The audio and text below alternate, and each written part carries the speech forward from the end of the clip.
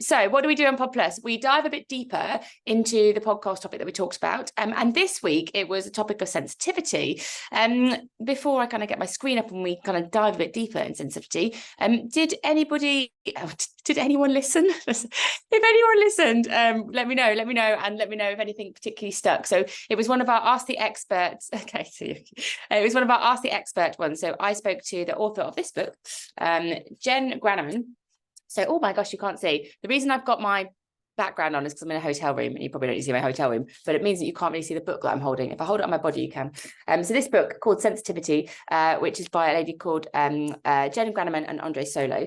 I got gifted this. So like one of the best things about doing like our job, I mean, there's loads of great things. We get to meet people like you, and it's like working on Squiggly careers is the best thing. However, people send us books. It's amazing. And you get them like before they're out. Like, what a treat. You get like all these books. It's like the best thing ever. And so this got sent to me maybe 4 or 5 months ago. And I read it because I was like, I don't think I'm a particularly sensitive person. I'm not. I've done the assessment. We're going to do it together. But I'm fascinated by we're just making sure that everyone feels included. And I think Sarah is a sensitive person. So as sort of like her co-founder, I felt like it was my responsibility to understand more about sensitivity so I could help people to be at their best. And I loved it. Look at, you can't really see, but like I properly absorbed and had all these many notes. And then I reached out to the author and said, oh, I'd love to talk to you about this on the podcast. So that's kind of how it all came into it.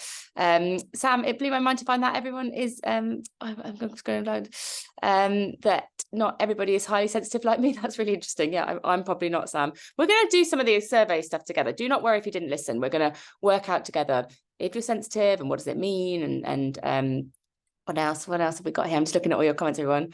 Definitely could relate. I'm glad you thought it was good. It's so good, like you get to talk to people. Yeah, that's a privilege as well. You kind of get to get all these books, then you get to talk to these experts. It's the best thing. I read The Highly Sensitive Person earlier this year. Oh, I'm glad, Sam. Tried to get my husband to listen. I mean, there's always good feedback, isn't it? I think you should listen to this podcast. Like, might be helpful. You try and coach your other half. It's interesting. So we are going to just talk a little bit about what it in prepping for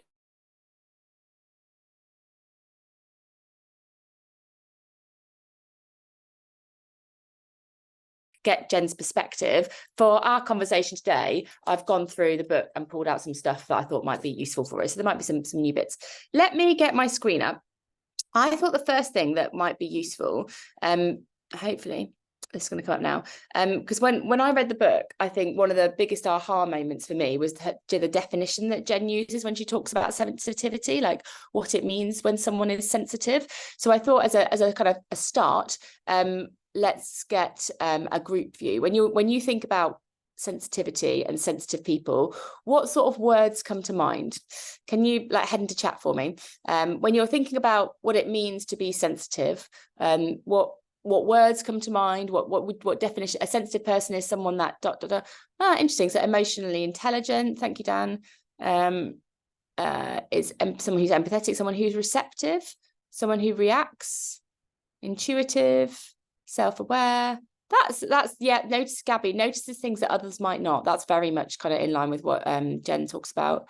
Feels deeply, conscious of the needs of others. So you kind of might cry. Interesting, Hannah. We're going to get onto some sort of maybe like negative perceptions about sensitivity, because that was one of the things we talked about on the podcast. Was I don't think sensitivity is always seen as a strength. I think that the whole point of the book is that sensitivity is a strength, but a bit touchy, kind of someone who cries easily. I'm not always sure that in the work environment we set sensitive people up for success.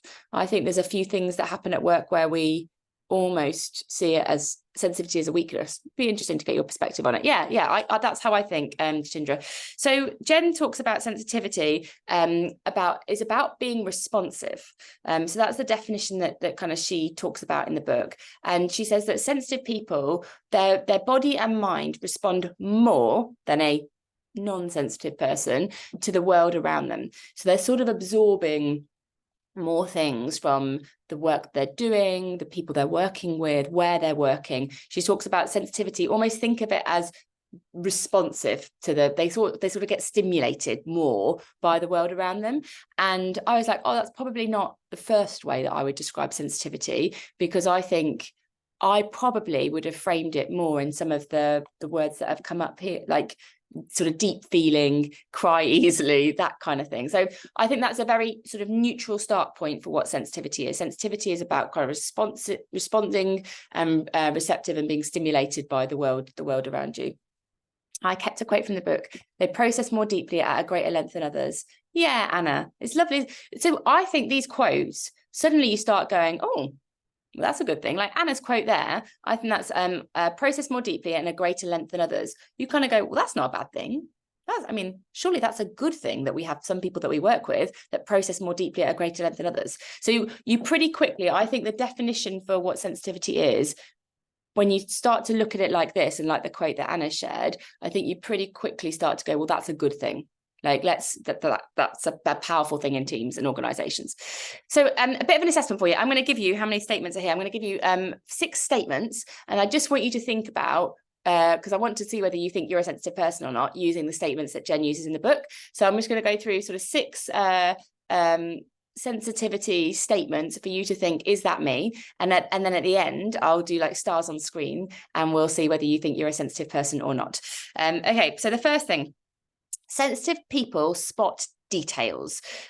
So whether that's like in a report, or Jen talks about like in paintings and things like that, like they see the details in documents, in art, or in music, because they're just more aware of all the little bits that are going on. So do you think that you see those details? She talks about brushstrokes on a painting, like a sensitive person would see the brushstrokes.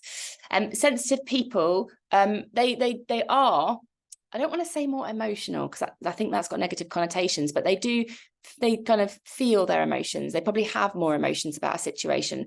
So one of the things that Jen talked about was like during times of change, for somebody who is a sensitive person, they are feeling more of those things. So do you think you you have more emotions about a situation, or are you kind of more neutral about things? Oh, catch up, pen. Empathy. So sensitive people, they kind of empathize with other people, so they can put themselves in other people's shoes. So do you find it easy to see things from other people's perspectives? Do you find it easy to empathize with people's situations and what they're going through? Next one. I don't know what they're overstimulated. So sensitive people tend to get overstimulated by their environment. So she actually talks about, when you go to a party or even a meeting where there's a lot of people, like you might find that quite exhausting. You kind of probably need a break from that, because you're absorbing so much of what's going around you, the music, the chatter, the noise, the people, the conversations. For a sensitive person, that's just a lot for them to process. So that's quite difficult. She talks about, this is a funny one, sensitive people, touch and texture. So even like their clothes. So for sensitive people, they're just more aware of like how things feel, textures, all that sort of stuff. And then the last one is they're reflective. So sensitive people are highly reflective. So they tend to sort of, there'll be a moment, but they internalize it and they reflect on it an awful lot afterwards. We've got here, I'm the annoying one that will correct your grammar. Yeah, we're gonna come back to like the strengths of sensitive people, because I think that's a good one. So they are some of the factors. They're not all of them. In the book, Jen talks about like there's about 30 statements. So I've just picked out 6 that I think keep coming up when I was reading the book. So I am intrigued by, do you think you are a sensitive person? So based on those questions, would you identify as a sensitive person? Or I'm just going to put not, which is fine. I am not. I don't think I am. Can you put stars on screen? And I'm going to make it, let's have a look. I'm going to make it hide names. Do you think you are a sensitive person? So if you are, put star on sensitive. If you're not, just stick it on not. For people that are new, the way that we do stars on screen is view options. So go towards the top of your Zoom screen, you'll see view options, and then it's annotate, and then it's stamp, and then it's star. So Louise from the team has put that in chat for you, so you can see the instructions, but go up to the top, view options, then annotate, stamp, and star, and then you'll be able to do it. Oh, interesting. Can we put it somewhere in the middle? I don't know. Of course you can. Of course you can, Inez. What are you situationally sensitive? Is that what you're saying? Like I'm in the middle somewhere. So we've got more sensitive people. Interesting. So out of interest, people who are identifying as sensitive, what do you find hard at work? As somebody who identifies as sensitive, are there certain things for you at work that you find hard because you are a sensitive person? Complaints, that's, oh gosh, sorry Fee, that's not easy. Not necessarily, okay. Conflict, oh yeah, Zoe, so that's really interesting. So in the book it talks about actually high conflict environments they're not fun for sensitive people, because you are internalizing a lot of that and then you're absorbing a lot of what's going on from that. Overanalyzing, Sandra, okay, so yeah, you're overanalyzing. I work remotely. Oh gosh, when I work remotely and people don't see if I'm having big emotions or reactions to something, Rebecca says. Feedback that feels unfair or personal. Yeah, Sarka, I don't think that people know how to, well, I don't think it's commonly seen as a strength, and I don't think work is set up that well for sensitive people. Other people not being consistent. Okay. I'm really glad you've shared all this stuff, because it does make me realize that like it's hard. Like sensitivity is a strength, but it's actually quite hard. If you are a sensitive person, there's a lot that goes on at work that that is not easy, right? That you're overstimulated, you struggle, like conflict situations, you feel it more deeply, all this kind of stuff. This is why I think this is such an important topic, because just take this sample.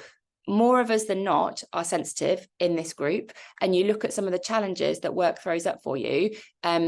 Like being sensitive in the environment we're working in isn't easy, which I think is why this is such an important topic. Okay.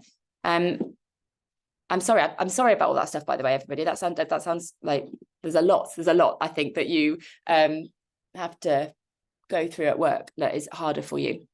Okay, so one thing I didn't talk about on the podcast, because it just didn't come up in the conversation, but I found it quite interesting, and I thought maybe as sensitive, this might help you with kind of like what type of sensitivity do you have. So in the book, Jen talks about 3 different types of sensitivity. So the first is you're a super sensor. So if you're a super sensor, this is like the detail orientation, like you're getting all that information, you absorb a lot of it. It's probably quite hard for your brain because you're taking like so much information in all the time. You're very intuitive, and you're absorbing all the details. A super feeler, this is you if you find yourself, you absorb a lot of other people's emotions. So this is less about like the day-to-day details and more about like everyone else's emotions. You're feeling yours, you're feeling other people's, you absorb it. In times of change and challenge, you're absorbing how that affects everybody, not just yourself. And then the last one, I don't know how to say this word, aesthete.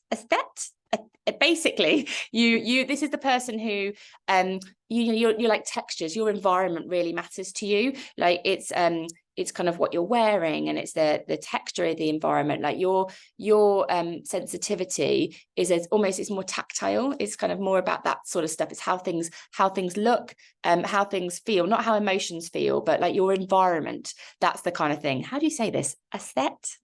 Somebody tell me. I'm probably saying it really bad, but you get it. It's like the aesthetics of your environment are really important to you. So like the pen that you use, your notepads, the way your desk is set up, like that is all super, super important to how you feel. And if that's not quite right, then you don't feel quite right. The pen. Okay. Yeah. Like aesthetics. Well, yeah, I don't know. I should probably look up how to say that word.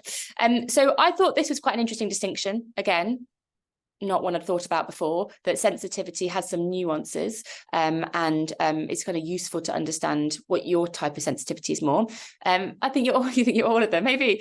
So can you be different ones on different days? Maybe, I don't know. She just says that there are these 3 different types of sensitivity. So maybe let's just do stars on screen. Which ones do you identify with? And you can, like, to your point, you might have more than one, but which one of these do you identify with? Is your like environment, like what you wear, your pen, your desk setup, is that the thing? Or do you see that your sensitivity is more about how you absorb other people's emotions? Or is it more like you just take so much information in from from every situation. You're in your head, you're in other people's head, you're all those kind of things. What have we got? Lots, all of them. Can you be all of them? Maybe you can be all of them. She just kind of makes this distinction, and I was like, oh, that's interesting. I think I'm all of them. Super feeler and aesthete. Interesting. Okay, so again, useful to know that it's sort of nuanced, and also not to dismiss, for somebody that identifies as sensitive, if you are a manager of that person, or if they're in the team, just understanding how important their environment is to them. I know this sounds really strange, but when it used to be I look back now with this knowledge in mind, when I was more office based. So this is pre-pandemic, where you're going to work a bit more. And I think I worked with some sensitive people who their chair. This makes me, I don't know if you've worked with anybody they're very specific about the chair they sit on in the office. Do you know? I don't know if anyone else has had this, where their chair really matters to them. And I think sometimes I just grab their chair, because everyone moves, in office land. Everyone just steals chairs, right? They pull it up to speak to you at your desk and all that kind of stuff. And I think I work with some sensitive people who would get cross because you've taken their chair, not for an ergonomic reason. It wasn't they needed that chair because it was for their back or anything, but that chair was really important to them. And now I reflect on it and I think, knowing that was part of their work design, and so when you take that away, that really affects them more deeply. What a family chair. Same with hop desking. Yeah, exactly. Yeah, and mugs, fee, exactly. This stuff is really, really important, because it's sort of part of their identity, and it matters more to me. I don't care what mug I use. I don't care what chair I sit on. It doesn't matter to me. I don't care what desk I sit at. But I don't think I'm a sensitive person in the definition. For sensitive people, it really matters. It really matters. So I think it helps. You if you are not a sensitive person. I think, based on the definitions we talked about, I think this helps you to have more empathy for people. It's not just, they're being fussy about their chair. It actually really matters to them. So the toughness myth, this is something that comes up in the book.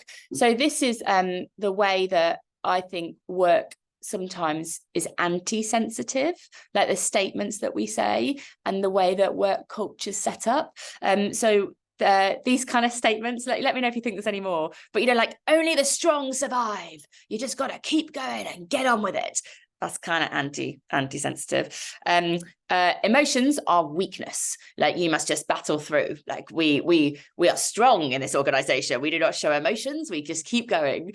And also the asking for help thing. So if you're operating in a culture where does not feel comfortable to ask for help, then that's not very great for sensitive people, because they want to ask for help. They also want to give help. That's the point with sensitive people. They care and they want to share. That's just part of who they are. So this kind of idea that success is all about you never ask for help, you never show emotion, and you're strong every single day. It's a myth, as in that doesn't help people be at their best. It doesn't help organizations be at their best. But my perspective, I think, on some of the large companies that I've worked in, I can see this toughness myth in companies, and it doesn't help sensitive individuals to succeed. I don't think it also helps team to succeed. What else have we got?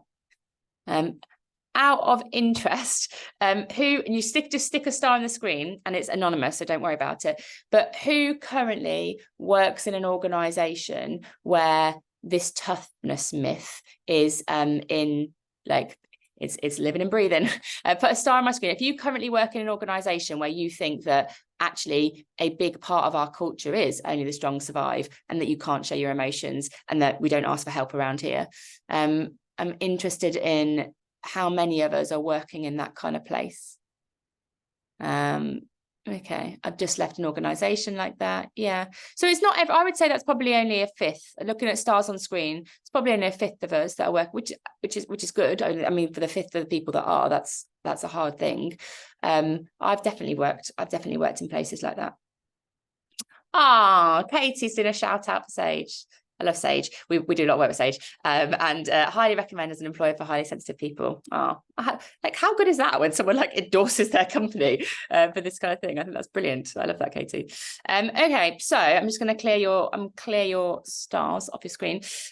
Sensitive truths. So that's the toughness myth. So that stuff doesn't work. Unfortunately, as we've kind of seen, it is present in some of our organizations. But the sensitivity truths, so the things to kind of know and hold on to, is that people have limits, and that's a good thing. That's what Jen talks about.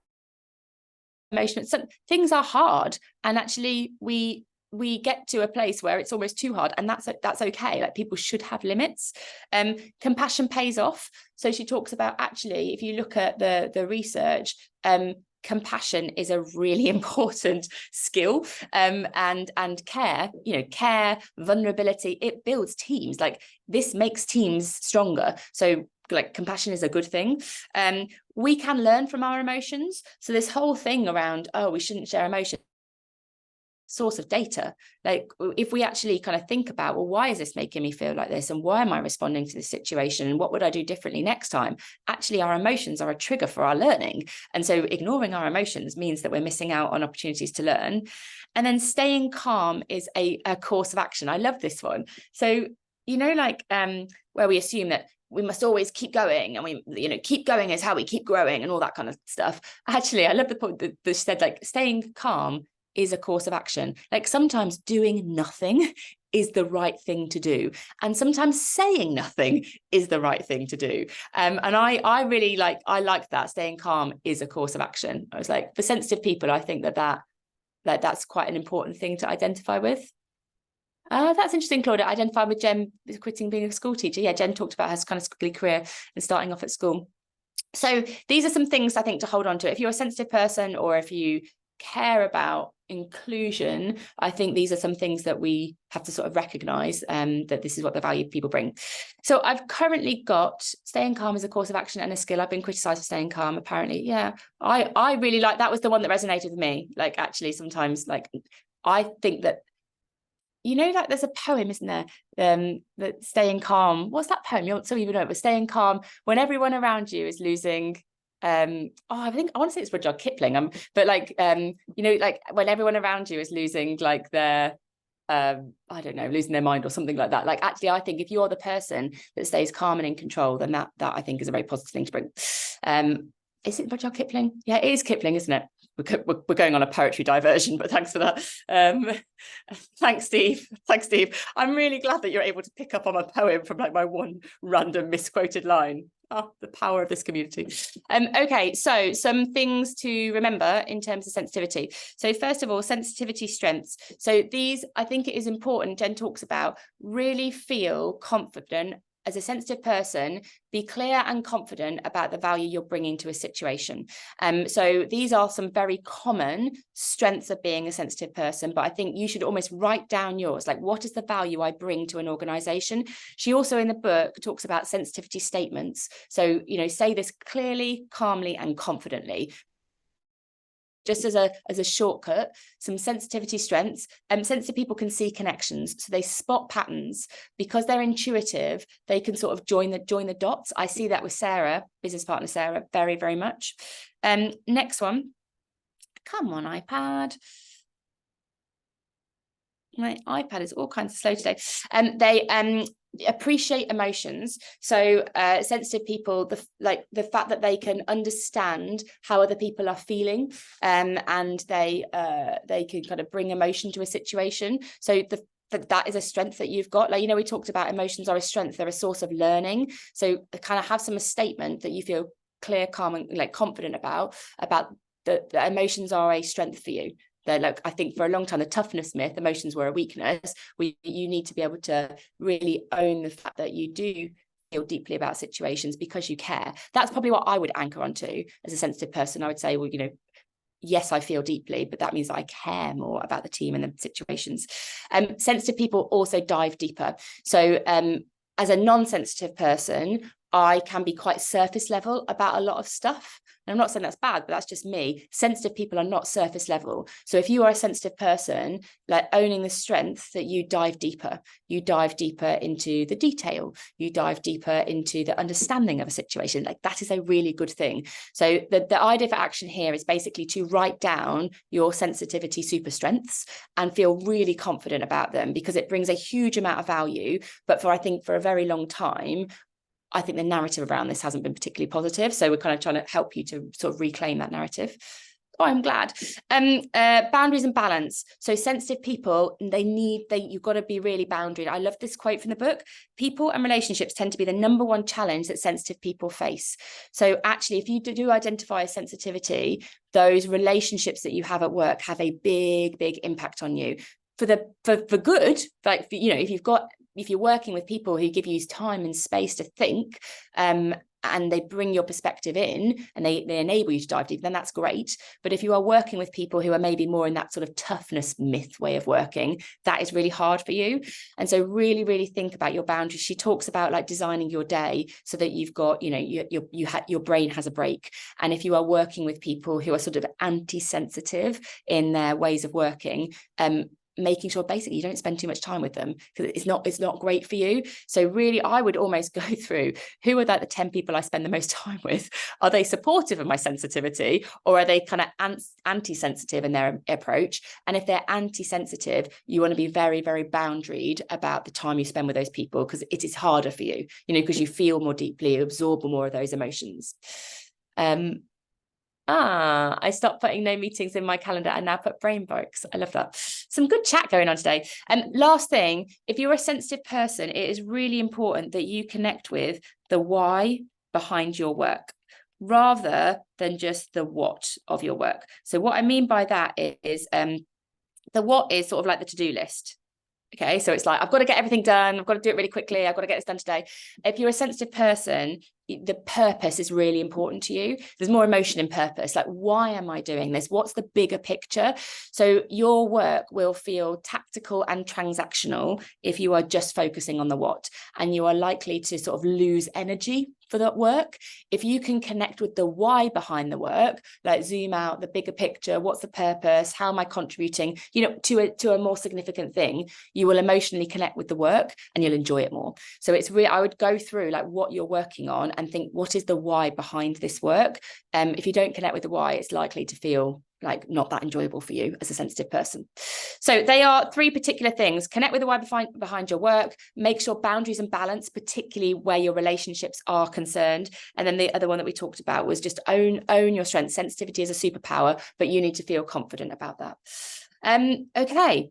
I think we are at time. I hope that has been useful. I've just basically played back Jen's work. I do recommend this book, if particularly for sensitive, and I would say like non-sensitive people like me. I feel like I came away with more empathy and understanding of people that respond to work in a different way to me. So I would highly recommend it. Obviously, you don't need to buy lots of books if you never read them. Just listen to the podcast.